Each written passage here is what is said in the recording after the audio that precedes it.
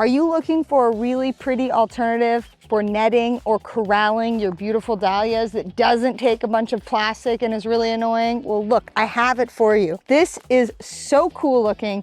This is actually concrete mesh wire that a student of mine taught me, which I love, and you can use it to corral your dahlias. I'm gonna talk about where you can get it and how you use it in this video, so stick around. Hey guys, it's Brijette with San Diego Seed Company, and I am in the dahlia patch looking at these beautiful dahlias and also admiring these really cool netting systems that we're using for our dahlias. Now, you know on my channel I talk a lot about the plastic netting that you can use. It's called Hortonova netting. You can get it in big rolls. I love it for lots of reasons. It's inexpensive, it's easy to use, you can toss it at the end of the season or reuse it. But let's face it, it's not really, you know, a home garden look, right? It's can be a little janky looking and it's not awesome.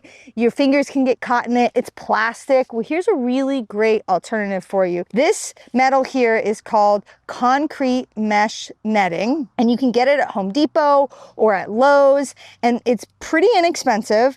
And what you do with it is you actually bend it. You can bend it around a pole, and then you can basically have these module netting systems that you can pick up and put over your cut flowers to help keep them up off the ground. And one of the things that I love the most about it is the color. I mean, this patina, this like rusted color looks so pretty, and it will really take your garden from kind of a, you know, drab, kind of thrown together garden look, which is what my garden looks like, to something more finished and beautiful like this garden, which is one of my students' farm. It's really just so pretty. There's lots of benefits to doing this. Number one, it's more permanent. I'm just realizing now this would probably keep a toddler out of here too, which is another benefit for me personally. It has such a pretty color, and you're not using more plastic in the garden. You can use these each year. After your dahlias are done, you can simply lift this off and store it elsewhere.